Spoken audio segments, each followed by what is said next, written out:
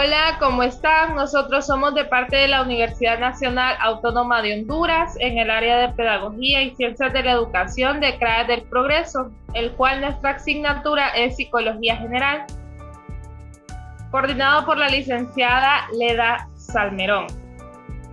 A continuación, nosotros les presentaremos acerca del tema de lo que es la personalidad. Mi nombre, la persona que inicia, es Esli Martínez, por lo cual les voy a relatar un poco acerca de la personalidad. La personalidad es el patrón único de pensamientos, sentimientos y conductas que un individuo puede presentar en un tiempo de las situaciones.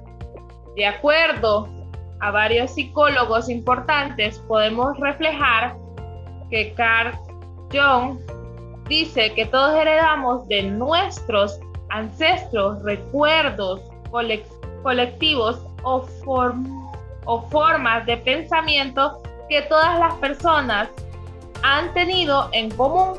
Es como una cadena de memorias que podemos presentar todos, iniciando, por ejemplo, desde nuestros tatarabuelos hasta llegar a la actualidad con nuestros abuelos. Por lo cual, Karen viene y considera que los factores ambientales y sociales, en especial las relaciones que tenemos en la niñez, son las influencias importantes por el desarrollo de la personalidad. En esta aclaramos que como la personalidad es algo que adapta el individuo a través del tiempo y de las situaciones, podemos venir a decir que Karen viene y nos dice que todo viene acerca desde la niñez. Pero también podemos inducir y decir que la personalidad además incluye otros elementos, cogniciones, motivaciones o estados afectivos que pueden presentar las personas. Los dejo con mi siguiente compañera. Hola, me presento. Mi nombre es Digna Medina y pues el tema del cual me corresponde hablar es sobre el estudio de la personalidad. Aquí hay una interrogante muy, digamos que muy interesante, que dice que ¿a qué se refieren los psicólogos cuando hablan de la personalidad? Tenemos un concepto. Dice que muchos psicólogos definen la personalidad como un patrón único de pensamientos, sentimientos y conductas del individuo que persisten a través del tiempo y de las situaciones. Estas se dividen en dos partes, en parte número 1 y partes número 2. Para entenderlas, pues, de igual forma, les voy a leer el concepto. En la parte número 1 dice que establece que la personalidad se refiere a las diferencias únicas. Esto es aquellos aspectos que distinguen a una persona de todas las demás. En la parte número 2 nos dice que afirma que la personalidad es relativamente estable y duradera. Las diferencias únicas persisten a través del tiempo y de las situaciones. Bien, entonces, para hacer una comparación de ambas, según las teorías, ¿verdad?, de las que hemos estado hablando, las personas, pues, desde la creación, yo digo que nacen especiales, ¿verdad?, y diferentes, porque no todas las personas somos igual. Por ejemplo, Alejandra, digamos, con Lauris, no tienen la misma personalidad. Son personas, pues muy diferentes, igual que Lisis con Desiree. O sea, todos, según la teoría de la parte número 1, establece que las personas, pues, ya nacen con su personalidad. La 2 afirma que la personalidad es relativamente estable y duradera. Las diferencias únicas persisten a través del tiempo y de las situaciones. Es decir, que las personas adaptan dependiendo del tiempo y las situaciones que viven diferentes tipos de personalidad. Yo hago la comparación así, ¿verdad? Como decir en nuestra vida cotidiana. No es lo misma la personalidad que yo tengo estando en un evento, digamos, religioso, como estar en una fiesta. No sé si me doy a entender. Entonces, así entiendo yo la personalidad de la parte número 2. Entonces, siguiendo, dice que los psicólogos estudian la personalidad con diferentes métodos. Identifican a la familia, dice, como el factor más importante en el desarrollo de la personalidad. En tanto que otros enfatizan las influencias externas a las familias, otros más consideran que la personalidad es el resultado de lo que pensamos, hacemos, de nosotros mismos y pues de nuestras experiencias. Entonces, es decir, cuando se habla de externas, son las que se adoptan a través del tiempo, lo que nosotros aprendemos fuera, ¿verdad?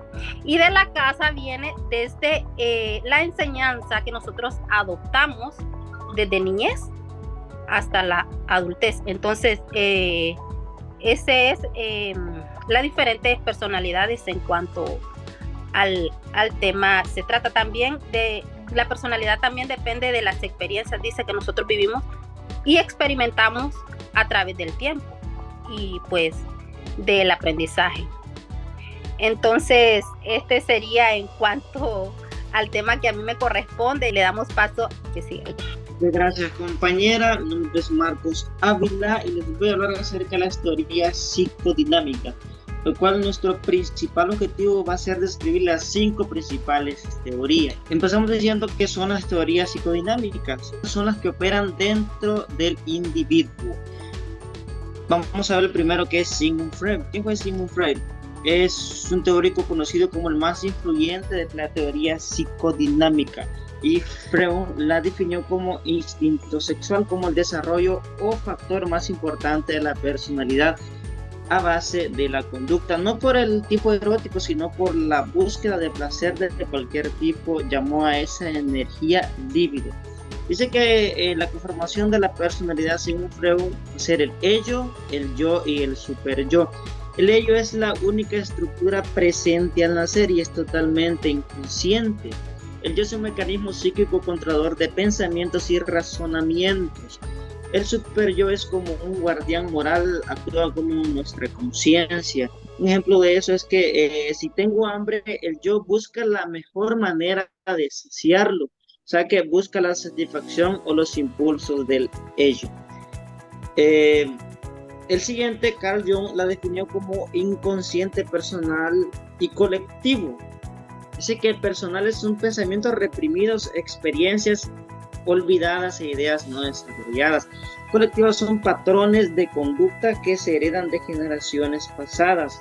A esta forma de pensamiento Jung las llamó arquetipos. ¿Qué son arquetipos? Arquetipos son aspectos inherentes a la personalidad, ya sean de una marca o de un individuo, y pueden ser propias de la persona. Dice que Jung dividió a la gente en 2 tipos de generales de actitud. Están las extrovertidas y las introvertidas. Las extrovertidas son como las que se concentran en la vida social y mundo externo. Las introvertidas se concentran en propios pensamientos y sentimientos. Seguiremos con Alfred Adler. La definió como esfuerzos del individuo para superar debilidades. A esos esfuerzos los llamó compensación.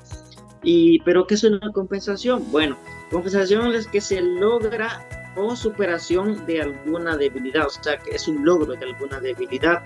Entonces también llamó complejo de inferioridad a sentimientos de inferioridad que se paralizan y al momento se desarrollan. Seguimos con Karen Horney. Concluyó que los factores ambientales y sociales influyen de manera importante en el moldamiento de la personalidad. Dice que consideró a la ansiedad como una poderosa fuerza motivadora. Al final tenemos a Erik Erikson, que adoptó como una orientación social. Creía que la personalidad cambia y se desarrolla a lo largo de la vida. En general, evaluamos estas teorías psicodinámicas como el énfasis de Freud en el hecho de que no siempre y ni siquiera a menudo estamos conscientes de las verdaderas causas de nuestra conducta. Cambió de manera fundamental la visión que la gente tiene de sí misma y de los demás. Seguimos con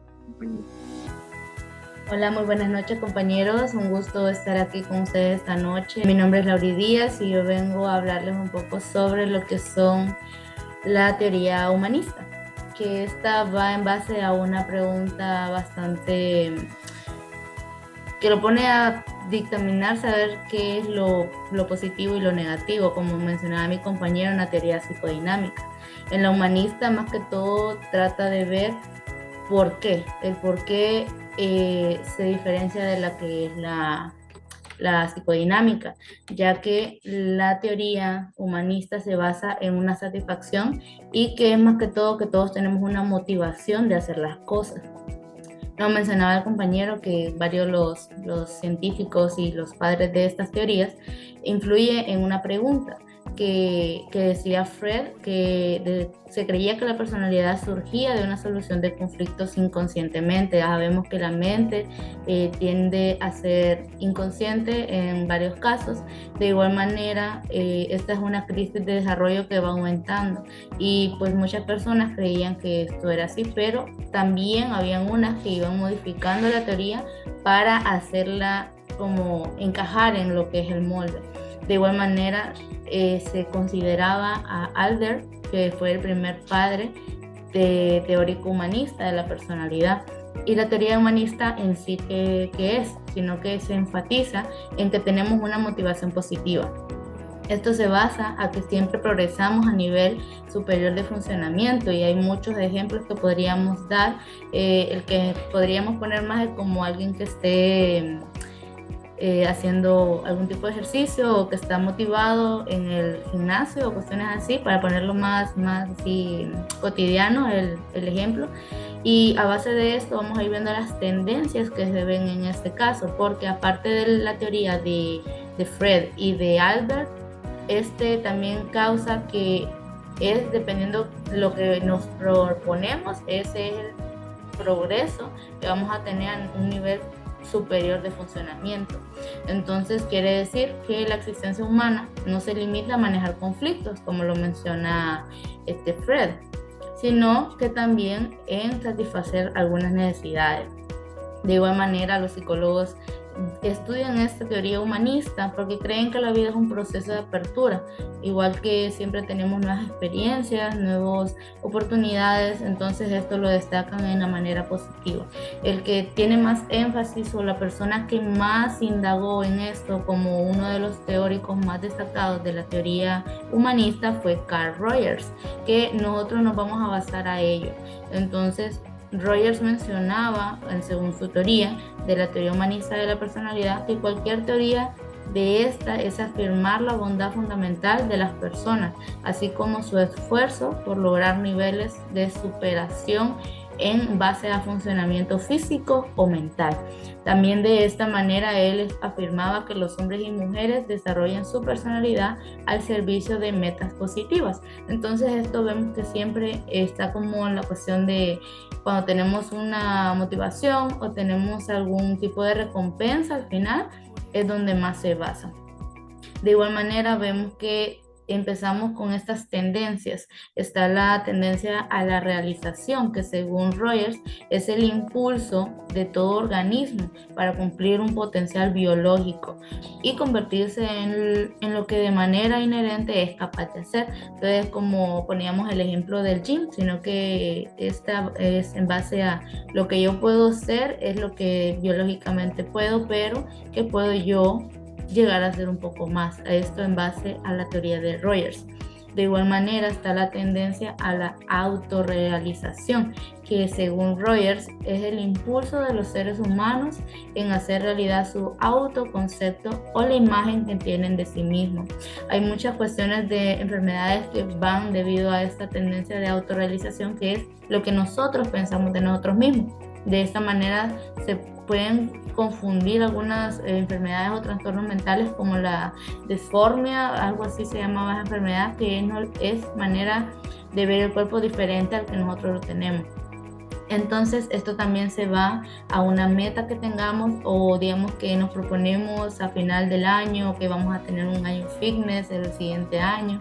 Entonces nosotros a final de ese año vamos a llegar a tener esta tendencia de o positivamente, como lo habla la teoría humanista, de conseguir ese logro y conseguir esa satisfacción y esa tendencia a la realización, como vemos que todo está relacionado, entonces ahí es donde se basa, siguiendo el ejemplo del gimnasio. De igual manera tenemos a las personas con funcionamiento óptimo, y este hace referencia a Rogers a que un individuo cuyo concepto, más que todo el concepto es el autoconcepto, llevando de la mano la autorrealización, es que se asemeja mucho a su capacidad o a su potencial. Entonces esto es como si yo me mentalizo que puedo levantar un elefante, entonces podría hacerlo. Entonces hay muchas maneras de verlo en otro mundo, en otro universo tal vez, pero sabemos que hay que asemejarse a lo que nosotros tenemos, pero siempre podemos tener ese autoconcepto que podemos hacer lo imposible para poder lograrlo o llegar a una meta cercana. Siempre haciendo este positivismo y siempre tratando de ser mejores cada día. De igual manera, esto se basa en la persona de funcionamiento óptimo que trabaja de manera como general y que tiene un bastante, como le digo, tiene como bastante orden y tiene bastante distribuidas las tareas, tiene un buen plan. Entonces es como trabaja siempre, como decimos, tenemos una mañana productiva. También se puede como relacionar con esa persona de funcionamiento óptimo que se satisface de todos sus logros. Hay veces que es en un día o una mañana, y eso cambia su día o cambia hasta su mes o hasta su año. De igual manera están dos consideraciones, que es la consideración positiva incondicional, que en la teoría de Rogers es la aceptación y amor total de otra persona sin importar su conducta. Y esto lo vamos a ver un poco más acerca del caso, que es la última tendencia o último como estudio de caso que tuvo Carl Rogers, porque se asemeja al caso de la joven Jean Lane. Entonces también sabemos que es que la aceptación y el amor total de otra persona sin importar su conducta. Entonces aquí vemos cómo trabaja la personalidad dependiendo de cómo seamos la persona o sea yo. Entonces de igual manera está la consideración positiva condicional, que es la aceptación y el amor que dependen de que la otra persona se comporte de cierta manera o de cierta forma y satisfaga ciertas condiciones. Entonces aquí es como tener los estándares, así como lo llamamos hoy en día. Entonces es más que todo saber de que si esa persona no me suma o no es no suficiente, porque cada persona es a su nivel, pero esta tiende a ser como el estándar, y que si no me suma, que no me reste, se podría decir, y que también podría estar como relacionado a que la aceptación y la calidez del amor depende de los demás, pero tampoco es como que no dependa de la misma persona. Entonces en este caso dice que las personas pueden ser vistas con un potencial innato cuando se ven a primera vista o a primer encuentro o alguna cercanía, pero que algunas veces se ven restringidas y se vuelven rígidas o defensivas dependiendo del caso, si se sienten amenazadas, ansiosas, o si están experimentando alguna incomodidad o intranquilidad. Esto va relacionado con todas las emociones, con todos los sentimientos, y vemos de que muchas veces tal vez esta consideración positiva condicional o incondicional se ve a raíz de alguna relación, y esto nos lleva a analizar o ver desde un punto humanista, como lo veía Carl Rogers, que es el caso de Jean Lane Smith, que es un caso bastante conocido en la psicología, ya que varias teorías la estudiaron, y realmente es algo muy interesante, ya que esta joven a decidir a muy corta edad convertirse en médico, se veía a través de una relación muy escandalosa, podría decirse, en ese tiempo, porque esta joven, siendo tan solo una niña, bueno, a través de su padre también, leyéndole un poco el caso que lo analizaban, es que se concentraba mucho en su autoconcepto, porque Jane a primera vista tenía capacidades innatas, ya que esta fue una joven muy, muy brillante, inteligente, pero que escondía algo, como lo mencionaba el compañero Marcos, que era el movimiento introvertido, que es una cuestión de que se mezclan ambas personalidades. Más que todo sería si tuviera algún tipo de ataque o algún síntoma de alguna enfermedad o trastorno mental. De igual manera, esto es lo que nos hace ver el trasfondo de este caso que involucra este condicionamiento, ya que esta joven, cuando tenía unos 13 años, nunca pudo haberse visto o expresar sus sentimientos aunque sea un buen amigo o una buena amiga, ya que ella no tuvo esta oportunidad de relacionarse abiertamente con las personas, porque a través de sus emociones negativas, que es lo contrario a lo que es la teoría humanista, habla sobre su temor, su infelicidad, dice, que es una palabra que no muchos usamos, de igual manera el temor, la soledad, la inseguridad y otra insatisfacción que tenga en su vida. Y imagínese una joven de 13 años que está pasando por una situación, ya que a veces involucrada con su padre, pues entonces ahí es donde se ve el trasfondo de esta relación y vemos el verdadero problema y el verdadero caso o la cuestión que hizo que esta joven Jane Smith tuviera estos trastornos de personalidad, y esto va en base a muchas teorías sobre las personalidades múltiples, y que viéndolo es muy interesante ya que toca un trasfondo más profundo.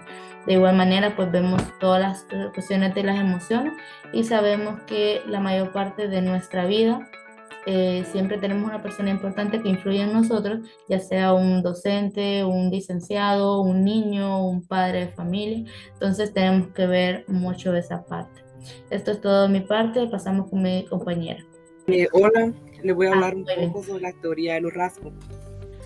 Todas las teorías de la personalidad que hemos estado examinando hasta ahora hacen un gran hincapié de la personalidad humana.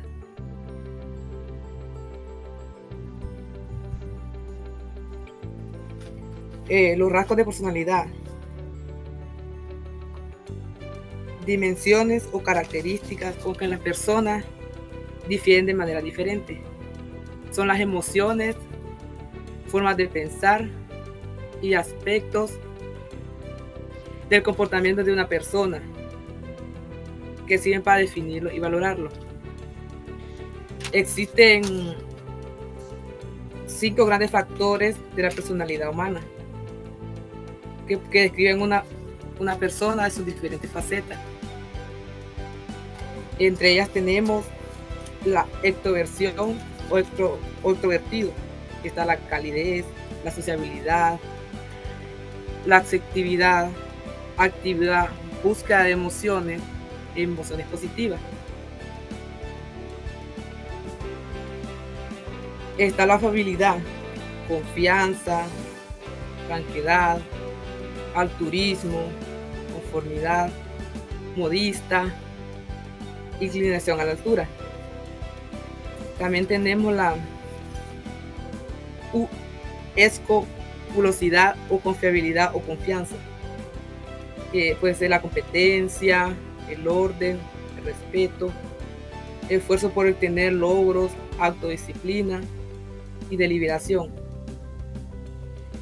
Está la estabilidad emocional, y está la ansiedad, la hostilidad,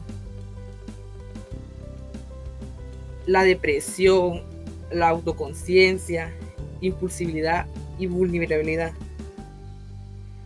También está la apertura a la experiencia cultural e intelecto, fantasía, estética, sentimiento, emociones y ideas de valores.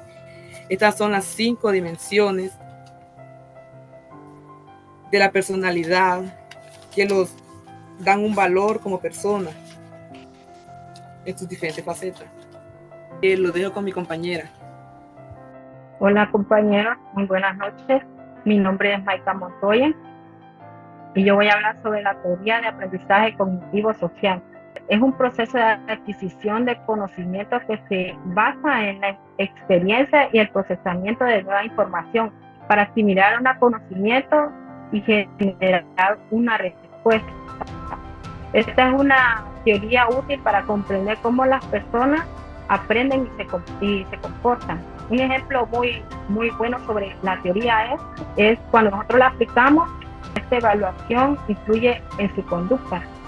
Puede ser influenciada por factores como la cultura, la educación, la personalidad y el entorno social. Por ejemplo, las personalidades culturales pueden influir en cómo una persona se comporta en situaciones sociales. Otro concepto sería autoeficacia. Es quien logra satisfacer con éxito sus propios estándares de desempeño interno. Un ejemplo puede ser de que cuando una persona se proponga a correr una maratón y tal vez él no es corredor, ¿verdad? Creo que con un buen entrenamiento ellos piensan que pueden lograrlo. Entonces es ahí donde aumenta su autoeficacia. Otro concepto sería locus de control. ¿Qué es locus de control? Es una expectativa especialmente prevalente a través de la cual la gente evalúa la situación. Es un concepto en psicología que se refiere a la medida en que los individuos creen que pueden controlar los eventos que les afectan. Es un rasgo de personalidad que se puede clasificar como interno o externo. Locus de control interno, una persona que tiene, digamos un estudiante que tiene locus de control, una personalidad locus de control interno, es como cuando saca una mala nota, es lo que va a atribuir a su calificación que faltó, que no estudió, que no se preparó. Cuando una persona tiene una personalidad locus de control externo, él si saca mala nota lo que va a hacer es atribuir al profesor, sacar de que las preguntas venían muy complicadas o que muy difícil, que no era justo. Solamente esa es mi exposición y pasa a nuestra compañera. Muy buenas noches, compañeros. Espero que todos se encuentren muy bien. Mi nombre es Alejandra Cruz y lo que me corresponde a mí es hablar sobre la evaluación de la personalidad. Primero que nada, hay que hacernos una pregunta. ¿Cómo se evalúan las personas por su personalidad? Para responder esa pregunta, primero tenemos que saber cómo los psicólogos evalúan la personalidad. Entonces dice que en cierto sentido evaluar la personalidad es como evaluar la inteligencia, pues tratamos de medir algo intangible e invisible. Entonces nos hacemos la siguiente pregunta: ¿cómo se hace una evaluación de la personalidad? En la intrincada tarea de medir la personalidad, los psicólogos recurren a 4 instrumentos básicos, como las entrevistas personales, las evaluaciones directas del comportamiento, test objetivos, o test de proyectos, entre otras cosas, ¿verdad?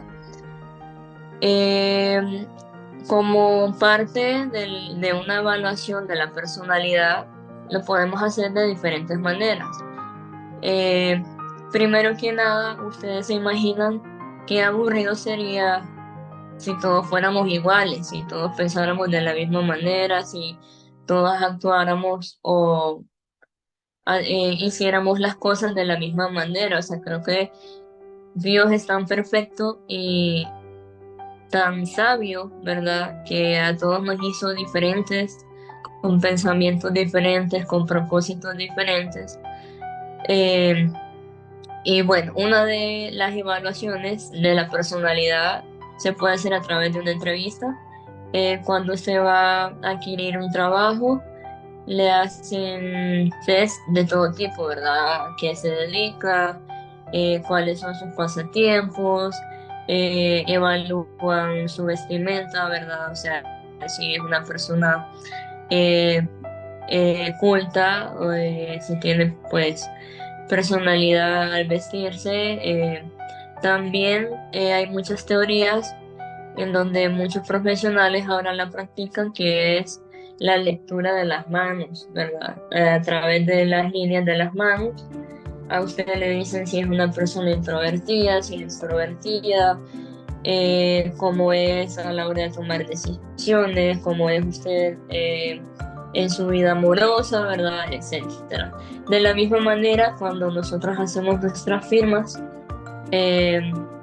las personas que estudian esta teoría, ¿verdad?, de la personalidad, son más que todo forenses. Cuando se va a investigar una persona, si su firma tiene curvas, líneas, puntos, ¿verdad?, de ahí definen cómo es usted como persona. También a la hora de vestirse o de comprar ropa, usted creo que se viste de acuerdo a su personalidad, ¿verdad? Unos somos bien introvertidos, otros nos gustan las cosas bien góticas, otros somos pues más formales, ¿verdad? Y así. Y también uno se va a vestir dependiendo del lugar donde vaya, ¿verdad? Entonces, también se pueden hacer test, como se le psiconométrico, ¿verdad? Donde un psicólogo se le hace preguntas y a base de esas preguntas le va a dar pues su diagnóstico, su respuesta de cómo es usted personalmente, ¿verdad? Esa sería mi aportación, ¿verdad?, sobre esta exposición. Los dejo con mi compañera Esli, ¿verdad?, para concluir. En conclusión, podemos redactar 2 de acuerdo a todo lo que hemos dialogado, por lo cual tenemos lo siguiente.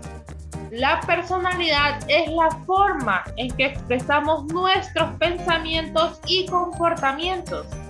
Es lo que nos hace diferentes e irrepetibles. Además, que es muy imprescindible, porque no siempre estamos del mismo genio, se puede hablar vulgarmente.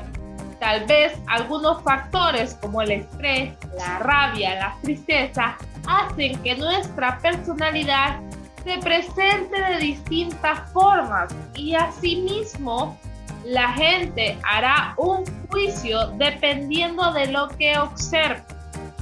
En segundo punto, redactamos que el individuo no nace con una personalidad determinada, sino que con cierta dotación que considera en parte el desarrollo posterior.